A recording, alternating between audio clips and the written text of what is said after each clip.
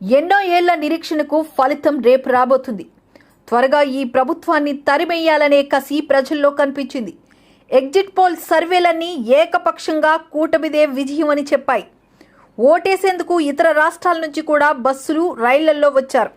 అత్యధిక పోలింగ్ శాతం నమోదు కావడం ప్రజల నాడికి సంకేతం. ఎగ్జిట్ పోల్స్కు మించి కూటమి ఘన విజయం సాధించబోతుంది. చంద్రబాబు నాయకత్వంలో రాష్ట్రానికి పునర్వైభవం రాబోతుంది. విశాఖపట్నం పార్లమెంటు పరిధిలోని 7 అసెంబ్లీ స్థానాల్లో క్లీన్ స్వీప్ చేస్తున్నాం. అల్లర్లు సృష్టించే వాళ్ళెవరో ప్రజలకు తెలుసు. వైకాపా ప్రధాన కార్యదర్శి సజ్జల రామకృష్ణారెడ్డి రెచ్చగొట్టే వ్యాఖ్యలు సరికాదు. భీమిలితో పాటు రాష్ట్రంలోనూ గెలుపు కూటమిదే అని గంటా ధీమా వ్యక్తం చేశారు. అందరికీ నమస్కారం. ఈరోజు విశాఖపట్నం ఎలవేల్పు మనందరం కూడా ఎంతో ఆరాధించే కనకమహాలక్ష్మి వారి యొక్క దర్శనం చేసుకొని ఆ తల్లి ఆశీస్సులు తీసుకోవడం జరిగింది. మరి ఎన్నో ఏళ్ల నిరీక్షణకి ఫలితం రేపు మనం చూడబోతా ఉన్నాం.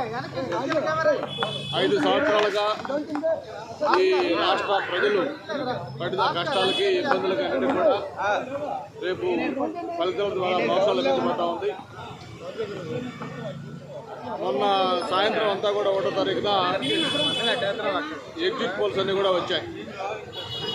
మొత్తం దాదాపు నేషనల్ లెవెల్ సర్వేస్ కానీ, లేకపోతే స్టేట్ లెవెల్లో సర్వేస్ కానీ, దాదాపు అన్నీ కూడా ఏదో ఒక 4-5 సంస్థలు తప్ప మిగతా అన్ని సంస్థలు కూడా ఏకపక్షంగా ఈ కూటమికే విజయం అని చెప్పని స్పష్టమైన ఎగ్జిట్ పోల్స్ ఇవ్వడం జరిగింది.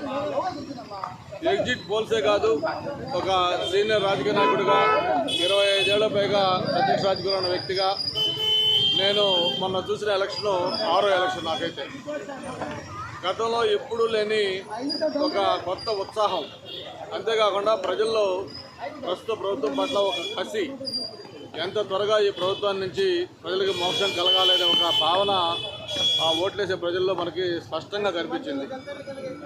మరి పోస్టల్ బ్యాలెట్స్ కావచ్చు, లేదు పక్క రాష్ట్రాలు తెలంగాణ కానీ, లేకపోతే చెన్నై కానీ, కర్ణాటక కానీ, వేరు వేరు ప్రాంతాల నుంచి బస్సుల్లో, ట్రైన్లో ఏలాడుతూ టోల్ గేట్ల దగ్గర ట్రాఫిక్లు జామ్ అయ్యే విధంగా వచ్చిన ప్రజలు కానీ, అంతేకాకుండా పోలింగ్ రోజు మార్నింగ్ 7 గంటలకి పోలింగ్ అయితే 6 గంటల నుంచే క్యూలో నిలబడ్డ తీరు కానీ, వీటన్నిటికి మించి అత్యధిక పోలింగ్ శాతం 81.6% పోలింగ్ శాతం కానీ, ఇవన్నీ కూడా ప్రజల యొక్క నాడికి ఒక ఇండికేటర్స్గా ఉన్నాయి.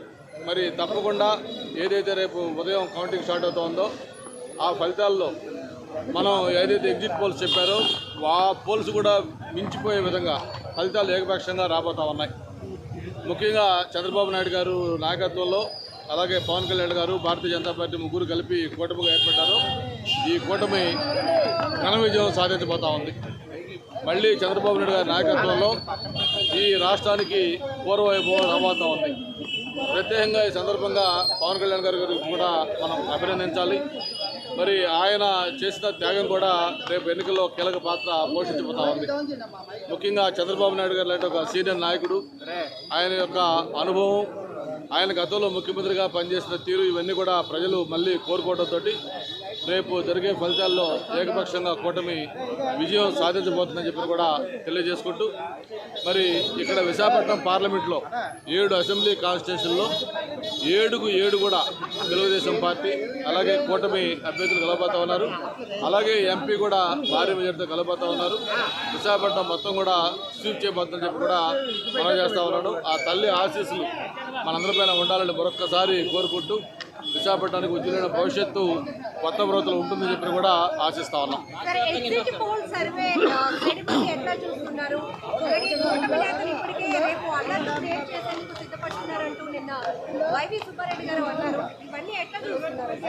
ఇక్కడ కూటమి నేతలు అల్లర్లు సృష్టిస్తారా, లేకపోతే వైసీపీ అల్లర్లు సృష్టిస్తారో మనం వేరేగా చెప్పనవసరం లేదు. మొన్న ఏదైతే ఈరోజు ప్రభుత్వంలో అన్నీ తానే వ్యవహరిస్తున్న సజ్జల రామకృష్ణారెడ్డి గారు మాట్లాడిన మాటలు చూశారు. ఎవరైతే కౌంటింగ్కి వెళ్తున్నారో ఏజెంట్లు, రూల్స్ పాటించే వాళ్ళు ఏజెంట్కి వెళ్ళొద్దు, వాదించే వాళ్ళు మాత్రం ఏజెంట్కి వెళ్ళండి అని చెప్పి, గొడవలు పెట్టుకునే వాళ్ళు ఏజెంట్కి వెళ్ళండి అని చెప్పిన సజ్జల రామకృష్ణారెడ్డి గారి మాటల్లో అంతరార్థం ఏమిటో మనకు తెలుసు. కాబట్టి వాళ్ళకి ఎలాగూ గవర్నమెంట్ రావట్లేదు, ఎలక్షన్లో ఘోరంగా ఓడిపోతా ఉన్నాం కాబట్టి ఏదో ఒక విధంగా అల్లలు సృష్టించే సరే ఈ ఎన్నికల్లో ప్రశాంతంగా సాగకుండా ఉండాలని వాళ్ళ ప్రయత్నం. మనం ఆల్రెడీ చూసాం, ఒక ఎమ్మెల్యే, సాక్షాత్తు ఎమ్మెల్యే పల్నాడులో పెద్దిల రామకృష్ణారెడ్డి గారు ఈవీఎంని ఎలా బూత్లోకి వెళ్ళి ధ్వంసం చేశాడు. జనరల్గా మన ఇంతకుముందు చూసేవాళ్ళు, వాళ్ళు అనుచరులు చేసేవాళ్ళు. అటువంటిది ప్రభుత్వంలో డైరెక్ట్గా పరితెగించి ఎమ్మెల్యే స్వయంగా ఈవీఎంని ధ్వంసం చేసిన విషయం కూడా మనం చూసాం. కాబట్టి ఎలక్షన్ కమిషన్ కూడా స్పష్టంగా ఆదేశాలు ఇచ్చింది, ఎవరైనా గొడవలు సృష్టించాలని ప్రయత్నం